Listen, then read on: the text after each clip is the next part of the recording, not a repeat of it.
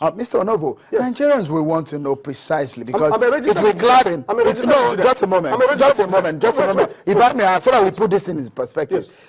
It will gladden the heart of most Nigerians who are watching now when you say that the NCP and your mandate are looking at fixing power in 2.5 years.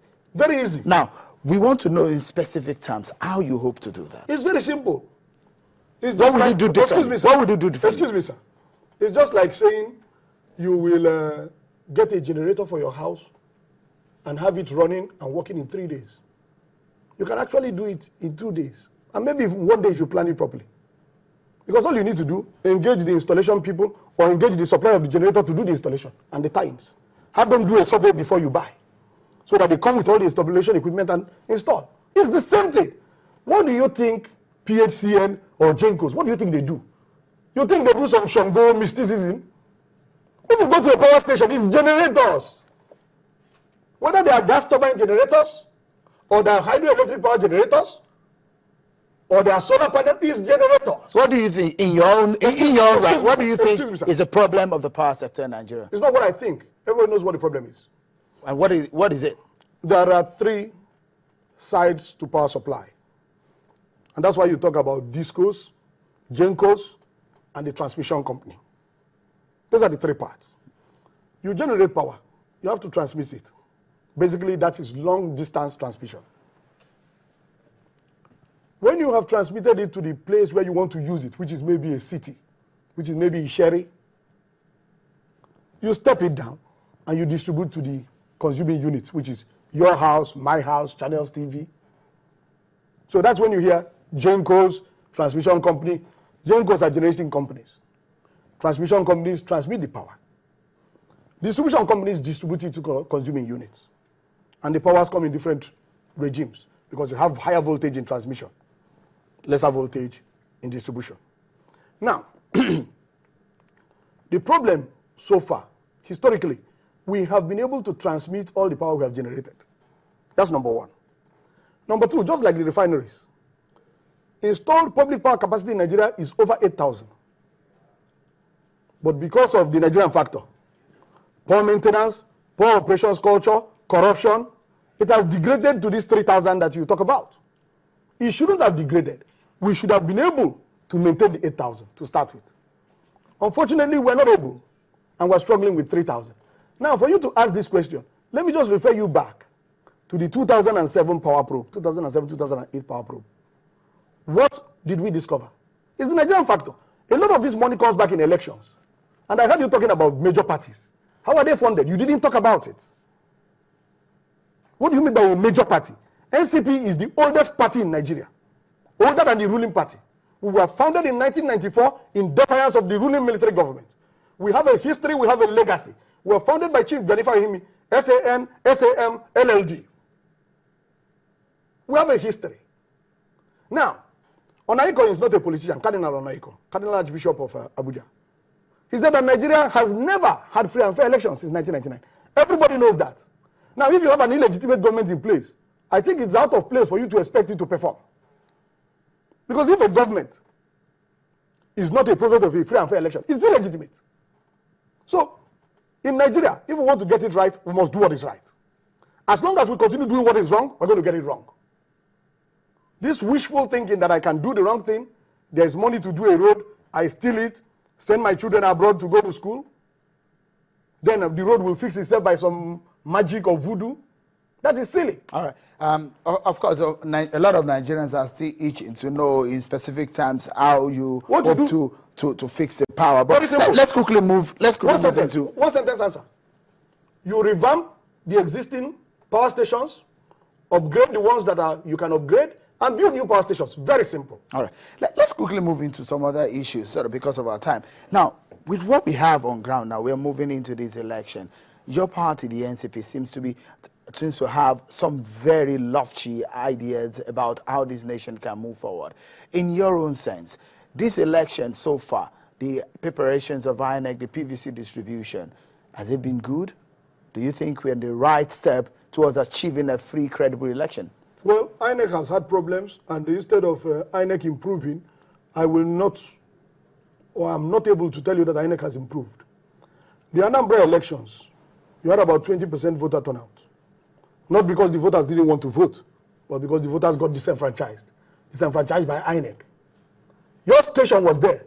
People were saying, this is my voter's card, they won't let me vote. So, INEC needs to get its act in order. Elections are done all over the world. But like everything else in Nigeria, like you think that power is a mystical impossible, elections are also becoming a mystical impossible. Doing roads are becoming mystical impossible. Fixing refinery is mystically impossible, but it's working in Ghana. Niger, a few months ago, less than a year ago, commissioned a brand new refinery. But the giant of Africa, the sixth largest oil exporter, cannot run even installed capacity.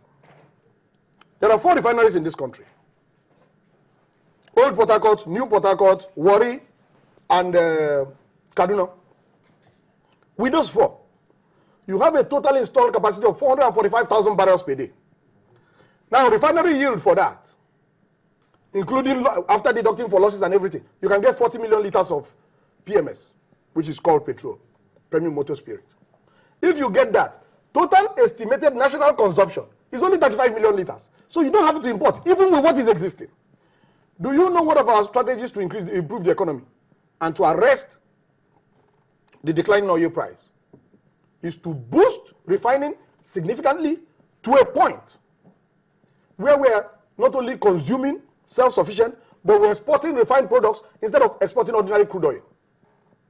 Because right now, with this regime of importation, you're losing the entire component of the downstream refining value. And you're keeping people employed in refineries abroad. Tomorrow, your children you talked about, one of them comes out with a degree in petrochemical or chemical, and then there's no job. But if we have refineries that are running, they will need personnel. So your children will have a place to work. And yes, you're complaining about unemployment, but you're keeping people employed outside. And you're losing value to them because they're not refining for you out of charity, they're refining for profit. So do you have hope, faith in INEC and the process so far? It's unfortunate that INEC has consistently disappointed the Nigerian people. We just have to keep hoping. Let me give you another example about INEC. INEC told us that General Buhari has no certificate. But I went to the list of presidential candidates. INEC published that he has WASC. INEC published that I have a Master's of Science degree in petroleum engineering, which is correct. But they published that he has WASC. The same INEC that say he doesn't have certificate, they should have written there no certificate. Does INEC have integrity? If I'm sure he doesn't have a... But I do not think that WASC. I do not think that it was INEC that says he doesn't have. Who said he doesn't have? It was the PDP that says he doesn't have. Oh, okay. Then the PDP has no credibility. PDP is partisan. No, they have the right to say... No, they are not INEC. They cannot be the referee. They have the right if they discover anything. Discover? How do they discover? Do they work in INEC? Does the PDP national chairman work in INEC? But if they discover anything, they have the right to voice it out. If they discover, they will ask INEC. Just like if your party discover anything about any other party, who is the authority? You have the right to. Who is the authority? The court, INEC has said, should determine the case. Who is the authority? What case? If there's INEC no is the umpire. Good. In this sense, the court is the authority. No. The court is supposed to determine it. INEC is empowered by law to conduct elections. There are rules for elections. Don't forget that the educational qualification is constitutional. It's not administrative. It's constitutional. What I'm just telling you is about the credibility and the integrity of INEC. INEC has been consistently acting even against court orders. The records are there, the judgments are there. INEC has been behaving like it's a lawless entity above the Constitution. So you're not happy with INEC? No, I am not. Oh, no, I am not. Including your party? Your party is not happy with INEC? Let me tell you this. There are a few things you must take note of that are hard facts. It's either General Buhari has the WASC that INEC published in the list of presidential candidates, or he doesn't have it. So we have to know which one is true.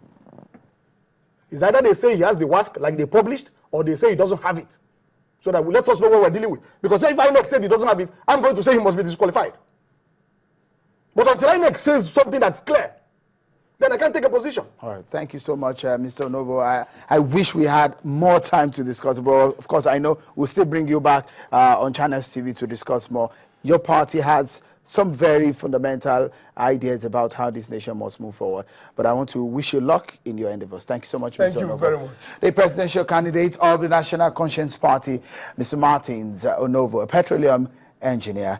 Well, that's how far we can go on the program tonight. I'm very sure that that conversation will not end here. Let's continue right after now. And you know the means by which you can do that. Send your comments and your views to our email. It's politicstoday@channelstv.com, or tweet at us at CTV Politics, or at my personal handle at Shane Walking. On behalf of the team here from the Channels TV headquarters here in Lagos, I'm Shane Walking. Bye for now.